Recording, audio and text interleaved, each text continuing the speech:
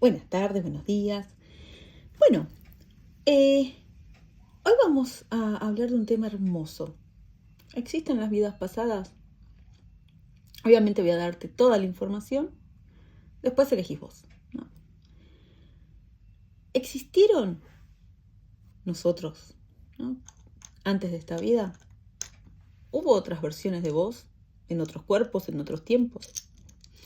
Esta es una de las preguntas más antiguas que existe y la más manipulada también. Porque hay dos respuestas muy fáciles. La religiosa, que dice que sí, claramente, ¿no? Y te explica cómo funciona. Y la científica, ¿no? Del mainstream, que dice que no hay evidencia, ¿no? Y que descarta el tema. Obviamente, no me voy a posicionar en ninguna de las dos. Te voy a dar algo mucho más incómodo.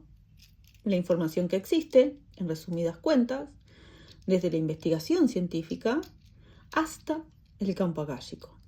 Y al final decidís vos qué hacer con eso. La pregunta en sí es ¿qué estamos preguntando realmente? Porque antes de responder si existen las vidas pasadas, hay que entender qué estamos preguntando. Porque la misma pregunta tiene varias capas. Sé si te pusiste complicada. Vamos de a poco. Estamos preguntando si hubo un yo completo, con nombre, historia, cuerpo, que vivió antes, o estamos preguntando si hay información, patrones, memorias que trascienden en una vida, ¿no? Hacia la otra. Son dos preguntas muy diferentes. Y según la que hagamos, la respuesta va a ser muy diferente. En la primera, si hubo un yo completo, es casi imposible de probar o refutar con las herramientas que tenemos hoy. En la segunda, si hay patrones que persisten más allá de una vida, hay algo más interesante. Evidencia. Y por evidencia no me refiero a lo que alguien sintió en una regresión. Me refiero a décadas de investigación académica en una de las universidades más respetadas del planeta. ¿Qué dice? Básicamente, Ian Stevenson, que fue jefe del Departamento de Psiquiatría de la Universidad de Virginia, Estados Unidos, no era místico ni gurú, era un científico muy riguroso, formado en bioquímica y psiquiatra, que dedicó 40 años de su carrera a una sola pregunta. ¿Hay evidencia verificable de vidas anteriores? Básicamente, su método fue muy conservador.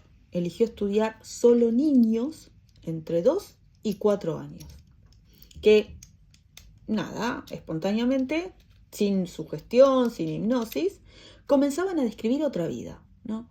Otra familia, otro nombre, otra muerte, ¿no? Eligió chicos, niños, ¿no? Niños y niñas, ¿no? Porque razonó que era muy poco probable que fabricaran recuerdos tan específicos y tan verificables. Ian, a lo largo de toda su carrera, documentó más de 3.000 casos. En aproximadamente 1.500 de ellos, 1.500, pudo identificar a la persona real que el nene o la niña decía haber sido y verificar los detalles que ese nene, esa niña, describía. 1.500 casos. Y estos patrones son llamativos, porque los chicos empiezan a hablar, los niños, niñas, empiezan a hablar de una vida anterior en cuanto pueden comunicarse. Y obviamente pierden esos recuerdos entre los 5 y 8 años, ¿no? En la mayoría de los casos, la vida anterior terminó de manera prematura o muy violenta. Entonces, estos niños describen estos nombres, lugares, objetos, personas, obviamente datos que su familia no conocía y que luego se pudieron, obviamente, verificar. Uno de los casos más documentados es el de una nena en la India que a los 3 años comenzó a describir con detalle su vida anterior en otra ciudad, ¿no? El nombre del marido, la ubicación de la casa, donde estaba su casa, secretos de familia, todo verificado, todo correcto. Entonces Stevenson también investigó marcas de nacimiento, ¿no? Y en más de 40 casos, quizás no es tanto ya la proporción, documentó correspondencia entre cicatrices, malformaciones, marcas en el cuerpo del niño y las heridas fatales que supuestamente había sufrido la persona en esa vida anterior. No era algo que el niño contaba ya, era algo que su cuerpo mostraba. A ver, ¿prueba esto la reencarnación? El propio Stevenson fue muy cuidadoso en no afirmarlo. Dijo que era la explicación más probable para los datos que él tenía, pero que no era conclusiva. Sugería, quizás hasta merecía ser tomada en serio, pero no la concluía. Esto es lo que dijo un científico de su calibre después de 40 años de investigación. La reencarnación merece ser tomada en serio. No dijo que existía. Tomada en serio para seguir investigándola.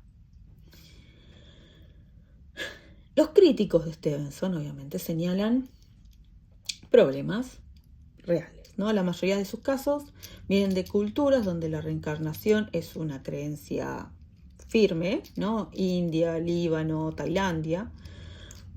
Lo que lo introduce, lo que hace es un sesgo cultural, ¿no? Los testigos pueden recordar selectivamente, la verificación a veces ocurre muchos años después de que el nene o la niña empezó a hablar, ¿no? Abre una puerta de contaminación de información, ¿no? Críticas válidas. Obviamente Stevenson las conocía, ¿no? Las discutió con su propia evidencia, ¿no? Pero hay algo que la ciencia del mainstream no puede hacer honestamente. Descartar el fenómeno por completo. Porque el problema de fondo en realidad es este. La neurociencia todavía no sabe lo que es la conciencia. No sabe cómo surge. No sabe si puede existir independientemente al cerebro, ¿no? La conciencia viene antes del cerebro. Pero ¿puede existir sin cerebro? El co-descubridor del ADN, Francis Crick, dijo que la conciencia es el problema sin resolver más importante de la biología. Y mientras ese problema no esté resuelto, afirmar con certeza que la conciencia muere con el cerebro es tan especulativo como afirmar que no muere. La ciencia no prueba las vidas pasadas, pero tampoco las puede descartar. Esa honestidad, ¿no? Importa, ¿no? Es importante. Ahora vamos a mi terreno. Uno de mis terrenos. El budismo tiene algo interesante para decir acá. Y es un poco diferente de lo que la mayoría cree. El budismo no afirma que haya un alma individual que viaja de vida en vida, ¿no? De hecho, una de sus enseñanzas centrales es el Anman, ¿no? La no existencia de un yo permanente, ¿no? No hay un vos fijo que se reencarna. No hay una esencia inmortal que migra de cuerpo en cuerpo, ¿no? Como si fuera un viajero que se cambia la ropa, ¿no? Entonces, ¿Qué es lo que reencarna según esta tradición? Un patrón, una corriente de causa y efecto, ¿no? Una tendencia acumulada que genera la siguiente forma de existencia, como una llama que enciende otra llama. No es la misma llama, pero tampoco es una llama completamente nueva, ¿no? Somos una frecuencia sonora, ¿no? Lo que cambia es el instrumento que nos toca, el cuerpo, pero nuestra frecuencia es la misma. Que se puede cambiar, porque es un patrón. Entonces esa imagen es mucho más honesta que la de la versión popular, porque no promete que vos vas a seguir existiendo en otra vida. Dice que los patrones que generaste van a seguir teniendo consecuencias. La corriente continúa, pero el yo que la protagoniza, en este caso sería la mente, el ego, es una ilusión en esta vida, tanto como en la próxima. Por lo tanto, el budismo lo que sugiere que lo que se reencarna son nuestras tendencias, nuestros patrones de actitud. Por eso también podemos renacer en un hombre, en otra mujer, en animales. Goswami, físico cuántico hindú, indio, pregunta, ¿y si no es otra vida? ¿Si no información en el campo? Esta es una perspectiva diferente a las anteriores, ¿no? No la de otra vida en sentido literal, ¿no? Vos antes, vos ahora, vos después, sino un poco más complejo quizá. Amy Goswami, desde la física cuántica, propone que la conciencia no está localizada en un individuo. No es que dentro de mi base, obviamente mi familia es católica, perdón. Entonces el concepto de alma es básicamente una persona, un alma, ¿no? El alma está completamente dentro de la persona. Cuando la persona fallece, el alma se va, ¿no? Goswami habla que la conciencia no está localizada en una persona. Es el campo del que todo emerge. En ese caso, los recuerdos, las experiencias, los patrones no son propiedad de un cerebro. Son información de un campo que trasciende al individuo. El campo akáshico, obviamente tal como lo entiendo, es exactamente eso. Un campo donde la información no desaparece, no se borra, se mantiene activa, se mantiene disponible, va resonando.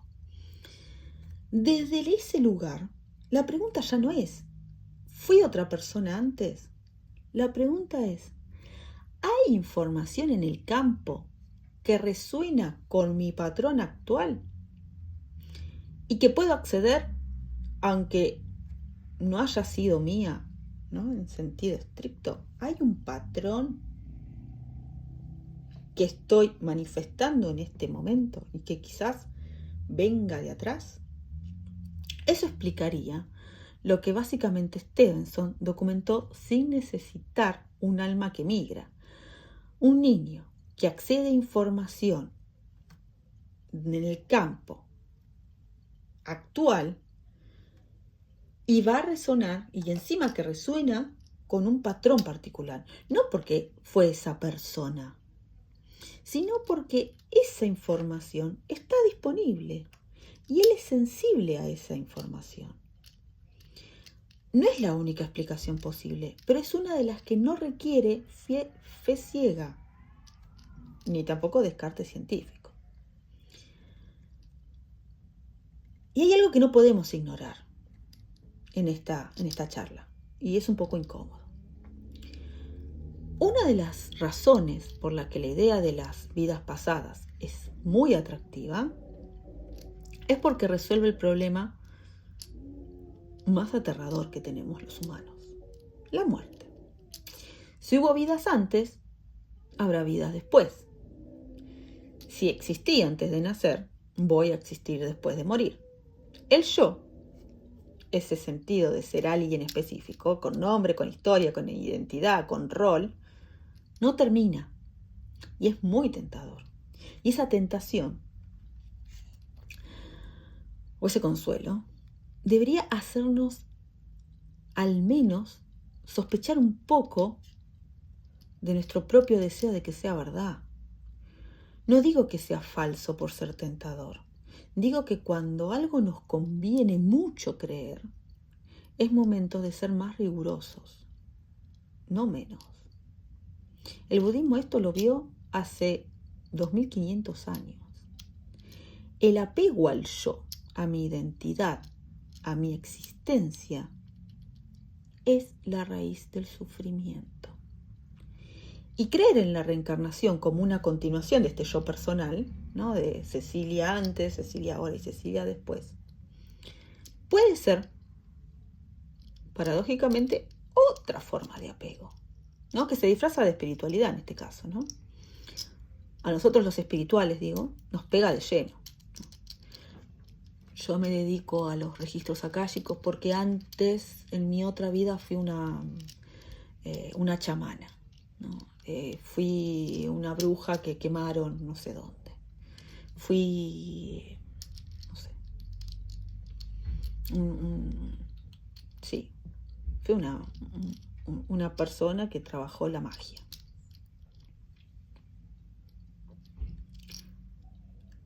La pregunta honesta no es, ¿voy a seguir existiendo? La pregunta es, ¿puedo vivir plenamente sin saber la respuesta? No te digo en qué creer, ¿no? Entonces, básicamente, hay investigación científica, 40 años de trabajo de este Stevenson, en una universidad, que no puede explicar ciertos fenómenos sin contemplar alguna forma, ¿no?, de continuidad después de la muerte. No prueba la reencarnación, pero tampoco la descarta. El budismo, que lleva más de 2500 años pensando esto, dice que lo que continúa no es el yo, es el patrón. Esto es lo más honesto y lo más difícil. ¿Por qué? Si en mi otra vida me gustaba el chocolate, como yo, como identificación, en esta vida puede ser que no me guste. Si en la otra vida fui un arquitecto, ese es mi yo, mi rol, mi identidad, no significa que en esta vida tenga que ser arquitecta. Si en la otra vida fui hombre, entonces en esta vida tengo que ser hombre. Eso es propio del yo, de la identidad. Soy mujer, soy hombre, soy profesional. Y eso no trasciende. ¿Qué es lo que trasciende? Los patrones, las actitudes, la perspectiva de vida. Si en esta frecuencia que estoy manifestando ahora, frecuencia de necesidad, necesito afecto, en otra vida, esa misma frecuencia, o más atrás en realidad, otra conciencia manifestó esa misma frecuencia de carencia. No soy yo, son dos personas, una la está manifestando ahora, soy yo, la frecuencia es la misma, y otra la está manifestando o la manifestó anteriormente. No significa que estas dos personas tengan relación entre ellas. Significa que la frecuencia, que el patrón de necesidad es el mismo y que se va a manifestar dadas las condiciones de cada persona. Condiciones: infancia, necesidades de vínculo, traumas, lo que haya pasado. Pero no significa que estas dos personas estén relacionadas. No significa que yo fui antes esta. ¿Y por qué recuerdo, Ceci, entonces? Porque lo que recordás es la acción que esta frecuencia de carencia, de necesidad, manifestó antes. No que fueras vos, sino estás visualizando o estás conectándote o estás percibiendo diferentes situaciones en diferentes momentos, ¿no? En diferentes líneas de tiempo, donde esa frecuencia de necesidad se manifestó. Vos la estás manifestando ahora, pero no significa que como persona, lo estemos manifestando antes, sino que estamos bailando merengue, salsa, no sé bailar, pero bueno, ponele. Yo bailo ahora, ¿no? Así, salsa, y puedo visualizar, puedo percibir que hace 50 años atrás, otra persona, ante esa misma música de salsa, misma frecuencia de merengue, bailó también, pero no significa que yo fuera esa persona. Significa que esa misma frecuencia también se manifestó antes. La puedo visualizar porque lo que nos une con esa persona que existió antes y yo ahora es la frecuencia, es la salsa, es el merengue. Eso es lo que explica el budismo como vida pasada. La física cuántica y el campo akáshico ofrecen otra posibilidad. La información no muere con el cuerpo, sino que se mantiene viva en este campo en el que todos compartimos. Ahí se dan cuenta que tanto el budismo, la física cuántica, como el campo akáshico tienen similitudes. Y el ego, nuestro querido ego, tiene mucho interés que la respuesta sea sí, que exististe antes y que vas a existir después. Eso también hay que mirarlo. ¿Existen las vidas pasadas? No lo sé. Y cualquiera que te diga que sí, con mucha certeza, o te diga que no, con mucha certeza, lo que sí sé es que hay patrones que se repiten. Hay información en el campo akáshico que podés acceder. Hay una conciencia que es más grande que este cuerpo y que esta historia. Y trabajar con eso justamente transforma. Si esto te movió algo, seguí explorando. Va a haber más videos en este canal sobre esto. Si querés trabajar, obviamente, con el campo en profundidad, podés ingresar a mi página ceciliagavilán.org.